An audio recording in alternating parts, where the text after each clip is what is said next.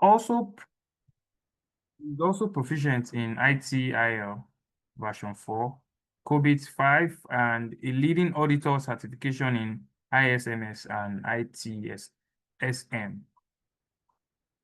Mr. Danusi brings a wealthy knowledge of and experience of the field of IT governance, security, and service management.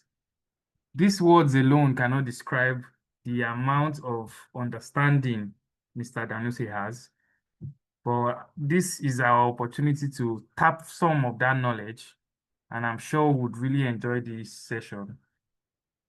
And please, one more thing, kindly don't forget to fill in the feedback forms. It's on the chat box. Let us know how you feel about the classes and how we can improve and how we can make it better for you. All right, Mr. Danisi, are you there? Can you hear me?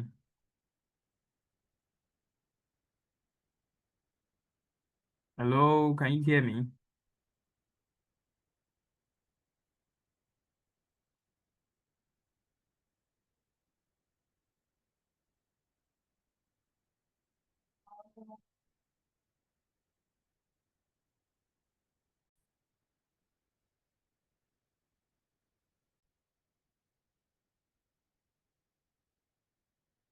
You are still sharing, so I can't.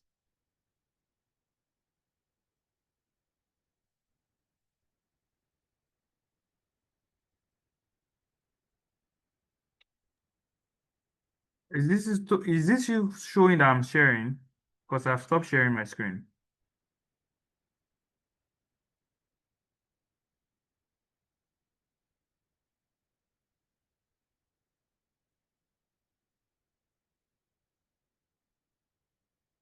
Hello, can you hear me?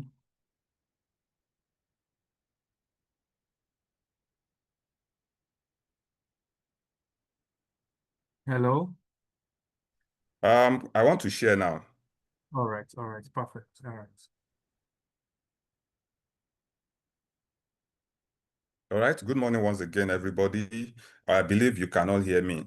Okay, so we'll be starting now, and we want to talk about information technology service management, and we am going to take us through the process of service management. And I can assure all of us here on this call that by the time we are through with this course, we will have gotten, with today, we'll have gotten a very valid understanding of IT service management. Maybe some of us before now don't have good understanding or might not know what ISO 20000 is. So ISO 20000 is the ISO standard that introduced us to service management system. It is the standard, and today we are also going to be talking about the benefits of ISO 20000. What can we gain from ISO 20000? Because we've taken a lot of our time, I will just take us through what the standard talks about. If you are seeing my screen now, you see that on my screen you have the normal or the management system clauses. I want to believe from some of the courses we've talked about this before.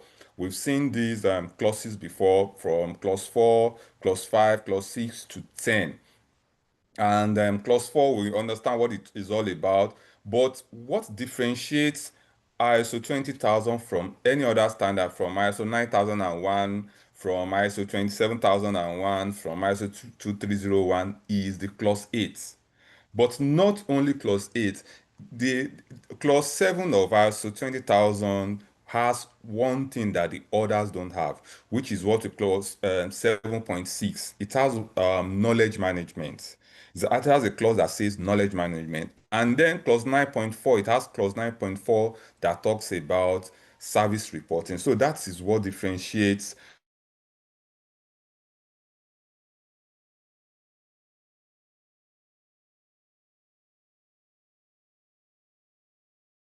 introduction to ISO 20000. ISO 20000, the latest standard is ISO 20001 2018 version, which is an international standard for IT service management. And this standard outlines the framework for managing IT service effectively. It ensures that customers and business what they need while delivering consistent value. During this class, in the next 30 minutes to 1 hour, we are going to be talking more about value. We are going to be talking more about service. We are going to be discussing what service management is. So I want us to get that at the back of our mind, that what do we think value is. So while I'm talking, what I want us to do is I want us to type what we understand by value and what you understand by service in the chat box. While I'm talking, I would like to see what your understanding is. When you hear value, what comes into your mind?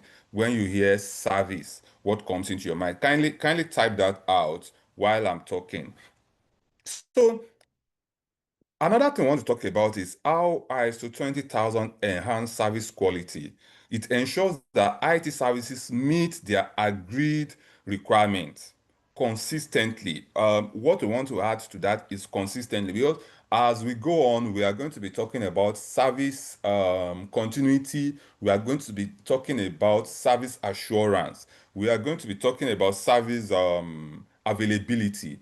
All this is geared towards consistently meeting our requirements. So that is why the word consistently is very important in this discussion. Now, it improves transparency in service delivery. It strengthens confidence in organization ability to meet service level agreements. One key part of service management is service level agreement. What you what you advise or what you want your customers to get, you already documented that down, that this is what I'm expecting from you. And they say this is what they are also expecting from you. That is what service level agreement is. And then it facilitates continuous improvement. There is no standard. Every standard we have in the ISO standards, all ISO standards talks about continual improvement. And the reason is because even when you are doing something right, you need to continually improve on what you are doing. You need to get it, continually improve on it. So that is why we always talk about continual improvement. You always hear continual improvement. So this dashboard here you can see on the screen highlights all the benefits of ISO 20000. Like said, it talks about enhanced service quality, improve customer satisfaction. It gives you competitive advantage over others. It aligns your IT and your business objective, and it's cost effective. We are going to be talking, there's no way we'll talk about service management that we won't talk about efficiency and effectiveness. The reason is not only when you get service management right, you become efficient, which means you are using less power, you are using less finance, you are using less to everything you are using. You are getting it right, but spending less, using less resources. So that is why we usually talk about it being cost of effective, if cost optimization. Then effective risk management. One of the things I believe we've talked about is risk management. And then when we do service management very well, we load the risk. There's a part of it that talks about risk assessment. And then in service management, in ISO 20000, we talk about process-based risk. Why do we mention process-based risk? All the risk assessment we are doing is based on our processes, on our change management process, on our release management process, on any other process that is in ISO 20000. We are still going to be talking about those processes as we go on. And then it facilitates compliance with regulatory requirements. This is one of the reasons why many organizations do this, because they want to meet up with regulatory requirement. And lastly, supports continual improvement. I think we mentioned that earlier. So this here is just the explanation of all these things I've talked about. I want us to move into the key concept of IT service management, because that is where the core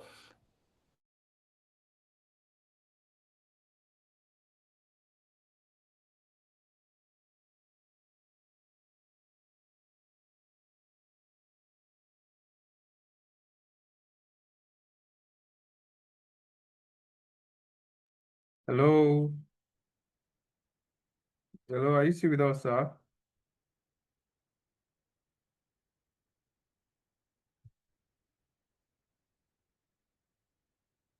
The network is really Sorry, my good. network went off. I'm back. Can you see my screen? No, we can't see your screen right now. Okay. Let me share my screen.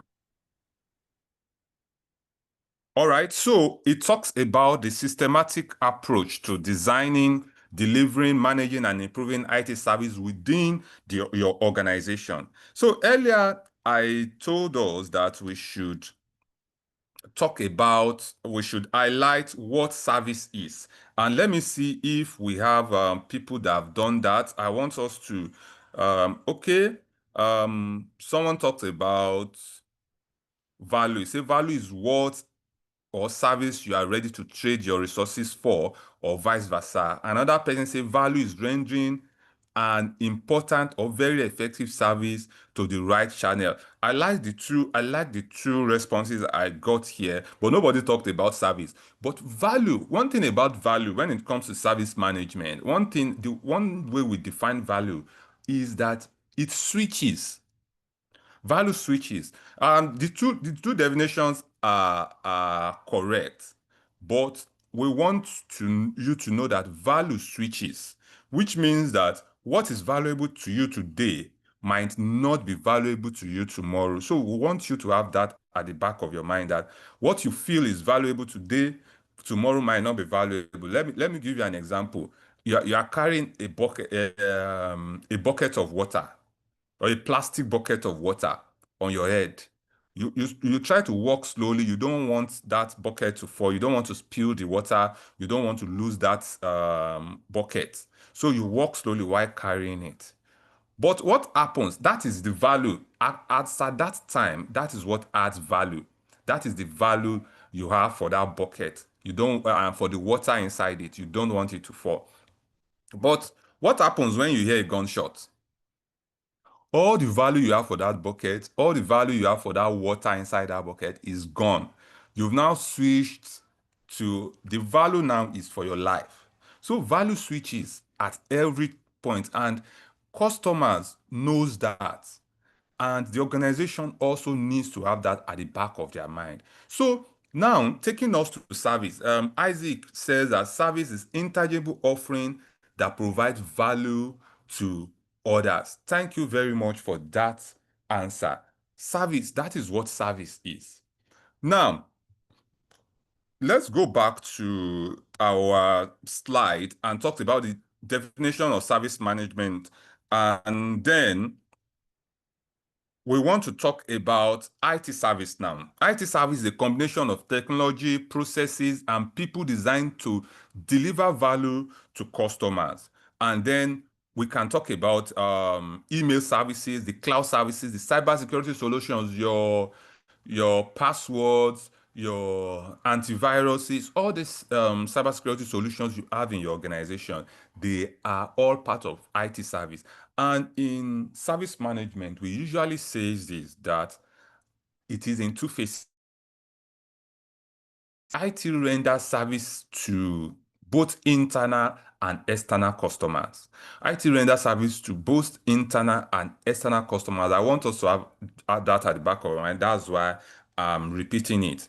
That IT gives service to both internal and external customers. So that is why IT needs a strategy. And service strategy means that the definition of service goals and alignment with business objective. In service management, apart from the ISO 20000, we have frameworks like ITIL framework, ITIL version 4 currently. We have COBIT 2019, we have COBIT 5. All these are frameworks for IT, but they all talk about strategy, all talk about service strategy, that you need to have a strategy. And this means that you need to have a goal. You need to align this goal with your business. IT does not work just like that. It needs a business for it to work. And I usually say this, that all businesses now uses IT. Every business you see has IT. So far, you are using your phone to call your customers. So far, you are doing videos. You are snapping your product. That is IT. So IT, you need a strategy when it comes to IT, when it comes to your services. And one of the things you need to do is to identify your customers and your users. Identify your needs and expectations. Identify your capacity and demand. We are still going to talk about market demand and so on. And then we want to move to service design. That is when you develop new services in your organization, the development of new services in.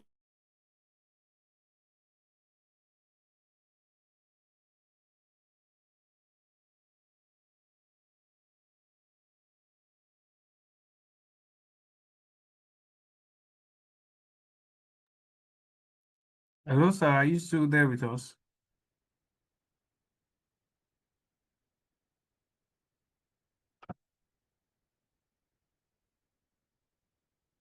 Hello.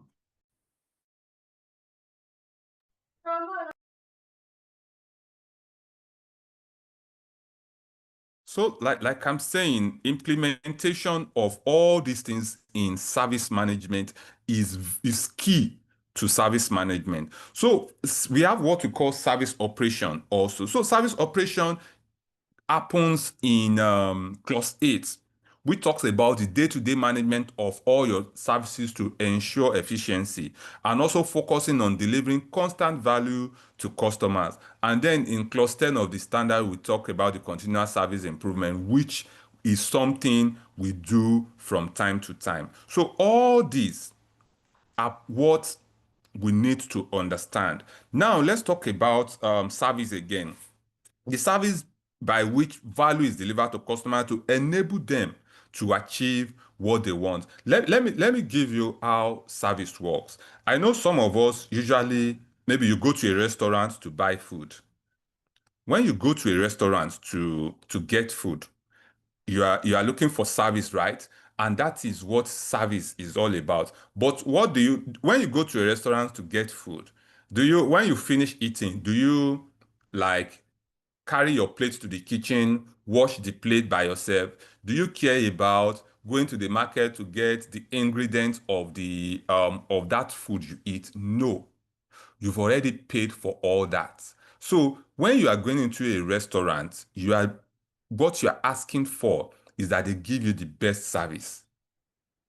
They can't tell you, come and wash your plate after you finish eating. They can't tell you, this is what you are paying for the ambience, you are paying for everything in that restaurant. That is service. So what you are seeing there is the value you paid for. That good food you ate in that restaurant is value. That you not washing the plate is value.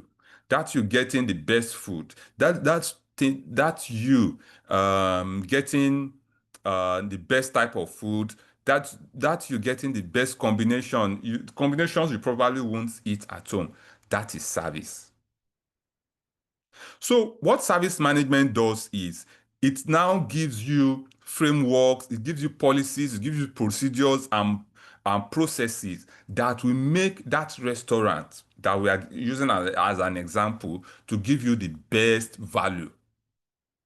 So service management is now saying that, hey, you restaurant, you should have a process on ground where someone goes in the morning to buy all the groceries, to buy everything needed for cooking this meal. They also have a structured framework on ground where someone comes to pick the plate after you are done eating. They have a structure on ground that says someone maybe opens the door for you. So all these policies, all the procedures they've put in place to give you value. And that is what service management does. It says, put this in place, put that in place, put all these processes in place, put all these procedures in place so that you can give value to your customer. That is service management. So all the systems put in place makes you enjoy the service of an organization. So that you are enjoying, you can go into a bank application, transfer money, receive money, collect loan, all those services that that bank renders to you does not just come up. It is the work of service management system. So you can see that service management system is important in any organization. And then we've talked about service level agreement many times. We are still going to talk about it. Is a documented agreement between the service provider and the customer that says this is the target. This is what we want from you. We want you to be available 247. We want, if I want to make transfer by 11 o'clock, I should be able to make transfer. And you agree with me that don't worry. Anytime you are not going to wash plate in that restaurant, anytime you want to make transfer, you can make such transfer. So that is what it gives you. And there are other processes that we want to define now in service management. There are processes like incident management.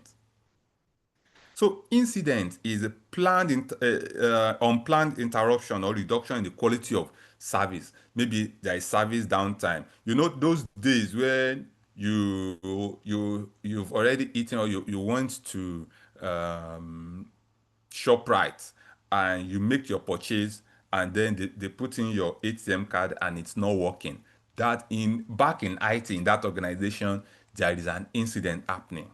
There is service downtime. There is network issue. That network issue you are having, it is an incident in the IT environment. So that is incident. But now the problem, people don't understand that there's a thin line between that incident that is happening and what we call problem management in IT service management. So problem now is the root cause of one or more incidents. When that incident keeps happening, it becomes a problem. So when it happens the first time you fix it, that's an incident. It happens the second time you fix it. It happens the third time you fix it. Let's use your car for example. Your car breaks down, you are going in, maybe your tire gets flat, you go, you pump the tire. Before you move 15 minutes again, it goes flat again. You pumped it probably. Then the third time, it's no longer an incident. You're now like, okay, what's the root cause? Why is this tire going down? Then you now do a root cause analysis. What can be the issue? Okay, maybe this tire is bad. And in problem management, we have what we call a workaround. Okay, what can I do? Okay, let me put in my extra tire. That is your workaround. So at that point, you have a workaround, and that problem now of your tire going less every 15 minutes, we used to call in problem management, we call it known error. It has not been solved. So when a problem has been diagnosed, you've done your root cause analysis, it has been diagnosed, but it has not, you don't have a resolution yet. We call it known error. But that tire, that's your spare tire that you used in fixing it, is called workaround. So in some cases, your workaround also can be your solution. So in some cases, that spare tire can now be your permanent tire while you get another one. So that is problem management. And that is the difference between problem management and incident management. But in IT, we have what we call change management. And change is any alteration in the IT service environment that may affect your service. Maybe you are doing an upgrade, maybe you are fixing your service. And I think the perfect example we can give, I'm not expected to call names, but there is a bank of recent that sent a mail and said, okay, they want to upgrade their core banking application. That, okay, sorry guys, between so date to so date, our network will be bad because we are upgrading our core banking application called Finacle. So that is change management. That is change. When you make an alteration to your IT environment, it might be a new service. It might be you fixing what is happening in one of your services. That is change. And we have types of change. I think this place didn't mention all, but we have what we call the standard change, which is the routine change or pre-approved change. You don't need your change advisory board to make such change. It's called pre-approved change. That is standard change for you. Then we have the one we call normal change. That one needs to go through approval, needs to go through maybe someone from top management to sign it. That is the normal change. And now we have what we call the emergency change. Something just happened and you need to quickly fix it. it needs a urgent action. And for that emergency change, we have what we call the change, we have what we call emergency CAB, which is emergency change advisory board. So this one, for an emergency change, you don't need constant, or you don't need everybody in your change advisory board to sign off on that type of change or to approve that change. You have your ECAB, which is maybe two people needs to sign it off because it's urgent. Two people needs to sign it off, and then it becomes a change. And the next one, the next one is service catalog. So the service catalog is just the list of all your IT services along with their description and their availability. So what the standard says is the standard wants you to be transparent. So it's saying document all the services you have in your organization. We do loan service, we have this, their description, and then their availability, and probably their targets. So for this service, or our core banking application, which is a service in our organization, this is description, this is what it does. This is the target. The target is 99%. It should be available 99%. Maybe the business criticality, this is a major service. And then, so it needs, all these things need to be documented in the organization. So let's move on. There's what we call functionalities and processes. So let's understand processes now. A process is a set of these are set of interrelated or interacting activities that transform inputs into output to achieve a specific objective. Those are processes. Let me align it with objectives. That is process. But objective is functions. Rather, functions are organizational units responsible for that task. So the process is the actions you take, while the function is the unit that is taking that. So change management can be a process, release management can be a process, asset management can be a process. But the unit in the organization or the person in the organization that takes that up is the function. That is a brief explanation of that. Then the focus of process is to achieve specific outcome, while the function of functions, the focus of functions is to providing resources and expertise for that process. And the scope of the process is to cross-functional. It spans multiple departments.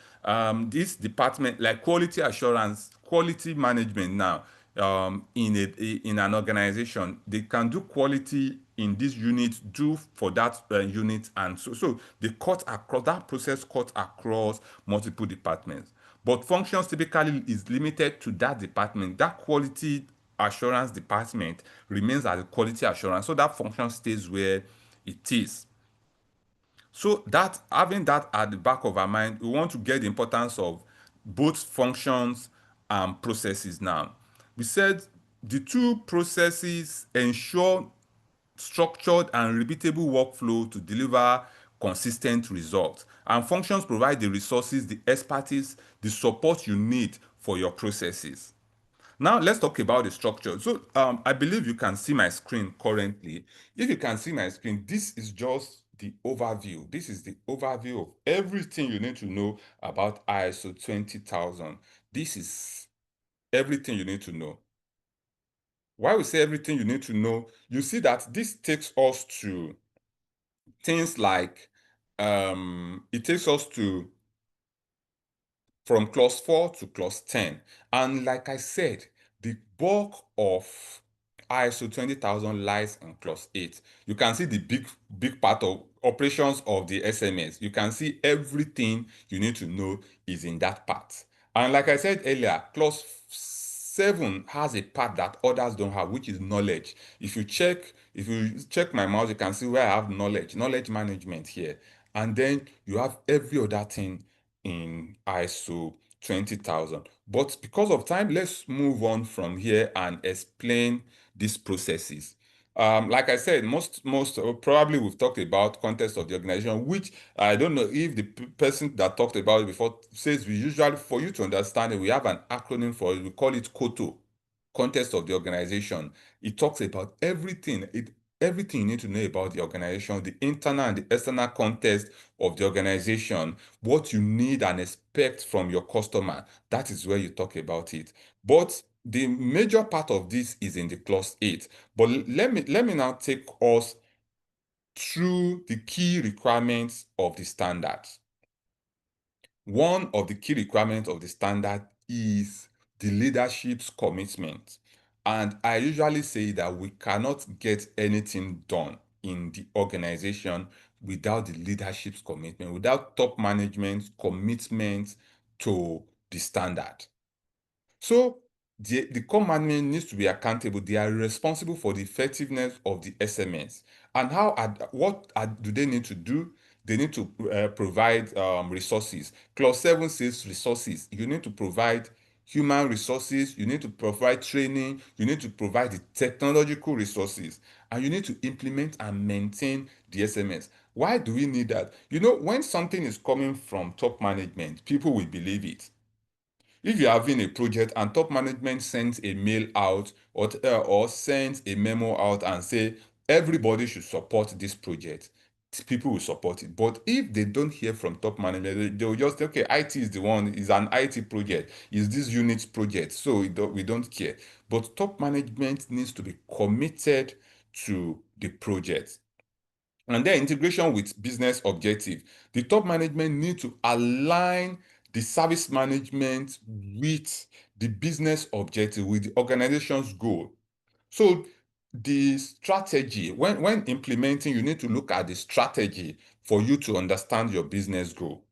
And then you need stakeholders engagement. Effective leadership ensure that both the internal and external stakeholders are well involved in the implementation of the service management. And now let's talk about service delivery and management. Service delivery and management refers to the process and activities required to provide and manage IT service in line with agreed service level management. So what do we need to do in this regard? We need to understand that in service management, we need the risk and opportunity done very well. Risk to the service management should be properly done. And like I said earlier, when we are assessing risk for ISO 20000, we do what we call a process-based risk. We do what we call a process-based risk. So you are looking at all your processes, all the processes highlighted here. Let me go back a little. All the processes highlighted here under clause 8: business relationship management, knowledge management, service level management, supplier management, budgeting and accounting for service, demand management, capacity management. All these processes, you do a risk assessment around them. For example, knowledge management in the organization. What is the risk of knowledge management? There can be knowledge loss, there can be succession issue, all these things. Then you say, okay, what can we do? Do we have a knowledge sharing section, which we call KSS, in the organization? Is there a knowledge sharing section in our organization? So if there is none, you put that in place. So let's go back to that. So for this, you need to do your risk identification, identify the risk associated with the processes. Then you assess the risk. What is the likelihood of us having knowledge loss in the organization? What will be the impact if there is a knowledge loss in the organization? You do your risk assessment and evaluate the risk. And then mitigation strategy. There is what we call the risk treatment plan. So you now say, do we want to mitigate? Do you want to reduce the risk? Do you want to avoid the risk? Do you want to share the risk? Do you want to transfer the risk? Or you want to accept the risk? So you have these 5 options for yourself. Are we reducing the risk? Do we want to transfer it to an insurance company? Do we want to share it with our partners? Do we want to avoid the risk totally? Maybe the risk is high. We don't want to, so we are going to avoid it totally. Or we have benefits. from this risk. So we are going to accept the risk. If anything happens, we are going to accept it, but we are going to go on. There are cases like that when an organization says, okay, maybe you do a risk around your laptop now, and then your laptop is maybe your laptop, you bought the laptop 500,000, and there is a risk, and for you to mitigate that risk, it will cost you 1.2 million. And you say, okay, this is what we are going to do. We are going to accept the risk. If the laptop spoil, we are buying it for 500,000, so we still gain. So in such cases, the organization will say, let's accept the risk. So we also have, for every risk, there's an opportunity. Let's say, for example, you do a risk assessment around your asset management process. Like we said, we are doing a process-based risk. So you do your assessment, and then when you do your assessment, you realize that there can be opportunity in this, because after the risk assessment has been done, now you want to buy a tool for asset management. You are buying a tool for asset management. That is an opportunity for you to get a tool. That can also be an opportunity for you to get people in your organization to go for training. People in your organization are going to go for a training.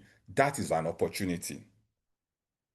So for every risk, there is opportunity, and you need to identify these opportunities and evaluate the opportunities. And then another key component of service management system that we are going to be talking about is service management policy. For every standard, for service management to work, there should be a policy. And the important part of this is that this policy should come from top management. Top management should approve this policy, and this policy should be in line with the organization strategy and what the organization wants to do. Another one is the service management objective. For the service management objective, one of the important parts I would like to mention here is that the service management objective should be measurable. I usually say this, that all your service management objectives should be measurable, because you are going to come back and assess and evaluate, did that actually get there? If your service management objective is not measurable, you can't really say if you progress or not. Let's say, for example, you say my service management objective for year 2025 is to increase the percentage of incidents that are resolved this year. Increase in percent number of incidents resolved this year. So if your last year percentage was 62 and you move to 65, that's an increment. So at least we went up. But when it is measurable, you say my objective this year is to get to 90%. So you can come back and calculate, did I actually get to 90%? If I didn't get to that 90%, that means my objective, I wasn't successful with my objective. So you should have a clear, measurable objective that aligns with your service management policy. So we've talked about service management processes before. We talked about the role. Okay, in service management, there should be roles and responsibilities. You can have people that you have your change manager, you have your incident manager, you have your problem manager. All these should be assigned. And then you have resources. We've talked about resources earlier. We talked about measurement and evaluation just now when I'm talking about objective, that you are going to come back and measure and see if you actually achieved your goal. And then we have continual improvement that have been talked about. Then one other thing we need to understand in service management is documentation. It is important that we document. We have documents, we have written materials, we have records, we have procedures, because we are going to be audited. And in auditing, word of mouth is the least accepted form of auditing. So your auditor will want to see your written material, wants to see your records, wants to see your procedure documents, you want to see your policy document. So all this is important, and that is the importance of documentation. Now let's quickly talk about the common challenges that you can face while implementing ISO 20000. The first one is lack of senior management commitment. Like I said, management, leadership and management commitment is very, very important. I was implementing for an organization and we raised this that your management is not, we raised it as part of the internal issues that we are facing in the implementation. We raised that lack of management commitment.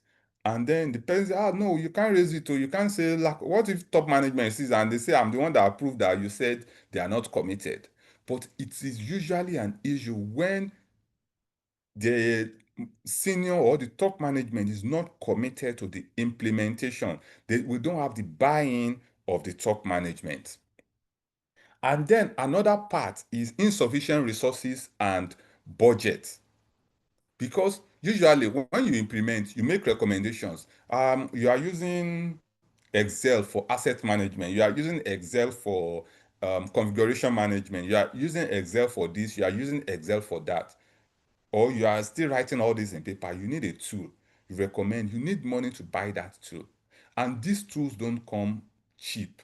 Sometimes you can recommend, okay, use an open source. There is an open source called OTRS, which is a service management tool.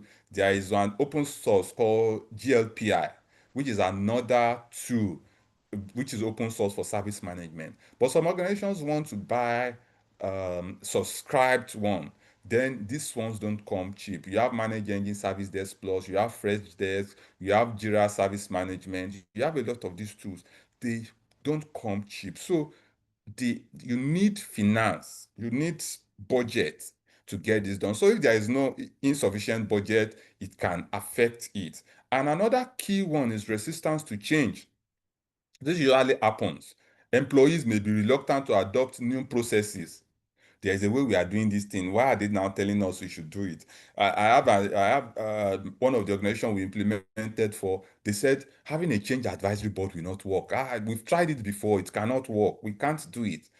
It cannot work here. Maybe it's working for other organizations, but here it cannot work. They are resistant to change. You need to do periodic assets audit. No, every 3 months to be doing asset audit cannot work here. Nobody will give you that chance. So all these things are resistance to change, and this can happen during the implementation. And then inadequate training and awareness. When people in the organization are not adequately trained or they are not aware of what they are meant to do in the organization, this also will affect the process. So lack of training can lead to confusion. People don't know their role. Everybody has their role. I think the class we had before now by Kingsley, he talked about the RASI, who is responsible, who is who is accountable, who supports, who consults, who is to be informed. Everybody have their roles and responsibilities in the organization. Everybody have a role and responsibility they need to play in the organization. So if someone is not playing their role and responsibility in the organization, it will affect what we are doing. So I think I have a comment from Blessing that says those employee resistant are the pharaohs in the organization. They can stop your project implementation if not well managed. Yes, that is why I said that one of the biggest issue in implementation is change resistance. We've seen, okay, Blessing, let me give you a scenario that happened in one of the projects we did. There is an implementation we had for an organization, and it was meant to automate all processes. I think someone was talking about TOGAF earlier. I think Kingsley mentioned TOGAF. It was a TOGAF project, and then it's enterprise architecture. You want to have an enterprise architecture where all implementation is geared toward automation of processes. And then there is this one of the automation we recommended was the HR process, the leave form. So in this organization, they are meant to automate. They had a tool that automates leave, so you don't have to like write your leave form, take it to your HOD to sign, take it to this person to sign, and then to HR. Everything is now automated. A very nice idea, right? But after 1 year, you came back. Many people still prefers that old case of not coming to your laptop and sending your leave form, everything in an application. They still use that paper form to go and sign, take it to this person, and it spends like 3 weeks before the next person signs it. So it became a very long, it's change resistance. It's a whole lot of story on its own if we are going to be talking about change resistance, because every organization usually, that is why we have what we call organizational change management. Organizational change management is a process that is geared towards rectifying change resistance in your organization. So you need to have someone or people whose aim is geared towards, who are those what we call change resistant. They analyze it. If we bring up this tool, if we bring this, what will happen? We need to train people on how to use this tool. It's because people don't know how to use this tool. People don't. I think I had another organizations that bought a premium tool. They are paying hundreds of dollars for this tool, but people in the organization are not using it because they are not trained. Even when they log on the tool, they don't even know where to press. So that is because they are not well trained. It's part of the process, it's part of the things you need to do in service management. And another point is integrating with existing systems. How do you integrate with what is on the ground? So you want to align what you are bringing now with what is on the ground. And usually it takes you understanding the process for you to know, okay, this one we are just going to add to what you have. We are not scrapping what you have entirely. We just want to add to what you have. And then establishing and measuring service level agreement. We've talked about service level agreement a couple of times. So what are solutions to overcome challenges? Why the challenges are significant, there are proven strategies and solutions that organizations can implement to overcome it. Like we just mentioned, the one for change, resistance to change now. And I said, when it comes to resistance to change, you need to do training. You need to tell people ahead the benefit of this new change. You need to go back. There is a department that will go back and say, okay, are they adopting this change? And all those things need to be done. So when it comes to senior management commitment, also, you need to come up with either what you should do, ensure that top management is fully committed. Commit top management, do trainings for top management. Senior top management should act as sponsors and champions of this process. That is the best way to commit them into the project. Another one is allocate adequate resources. Like I said, top management needs to do a lot of things. They need to allocate adequate resources, because you can't allocate the resources. It is the work of the top management to allocate resources, to buy technology, to give personnel. Many times when you do this project, you recommend, you need an asset manager, you need a change manager, you need someone who can do this. It's part of allocating resources. And then we talk about resistance to change. Earlier, we've talked about comprehensive training. You need to do trainings. You need to make people train for those processes. And then you need to have clear processes and roles in the organization. It's a big project on having the RACI model, mapping out who is responsible, who is accountable, who is to be consulted, who is to be informed, who all these things should be well mapped out in the organization. All these processes should be clear, and the roles and responsibilities should be well mapped out in the organization. That is a fine way to get things done. And then you ensure that you integrate with existing systems. And lastly, when it comes to ensuring clear service level agreement, make sure that you clearly state your targets. Let the target be realistic. Can you actually meet 99% availability? So you need to be realistic. It needs to be measurable. It needs to align with customers' expectation. And from time to time, you need to come back and evaluate, are you actually meeting these targets? So your service level agreement should be well thought out. And finally, what are the practical tips for successful implementation? Let me quickly run us through the practical tips. One of the first thing we need to do is start small, scale gradually. Is one of the one this start small, scale gradually is one of the guiding principle of ITIL. That don't rush things. You are in on one, don't move to five immediately. You need to move iteratively. You need to move one by one. You are going from one to five. Move to 2 first, then move to 3, move to 4, move to 5. Move gradually. So don't just rush things. Then engage stakeholders early. When you have the full understanding of ISO 20000, you know who to engage. Okay, this is what we need to start early. We need to start our risk assessment early. We need to start our user satisfaction surveys. We need to do it early. We need to do our communications early. So start engaging stakeholders very early. Then monitor progress regularly. Come back and monitor how are we doing. Our service management plan, our project management plan. Where are we currently? Where do we need to be? Check your timelines. Check if you are meeting up and then work accordingly. Then use external support if necessary. If there is a need for you to use external support, always make that available. So I think that is that from me. Do we have any question? Any question, please?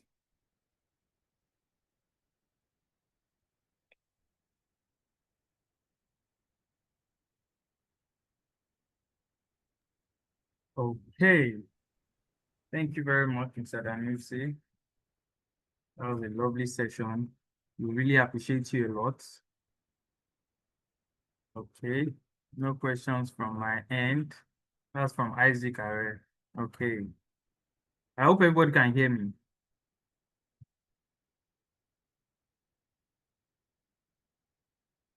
Please signify if you can hear me.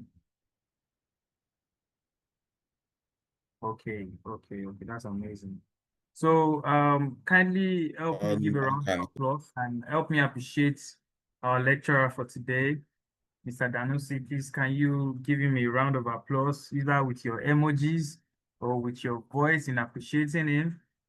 Either ways, he really made this ISO class easy for me. Okay, okay. So once again, if you're not yet in the Telegram group, I'll be posting the link to the Telegram group in the chat box so we can all make sure we are there and we get the right information on time.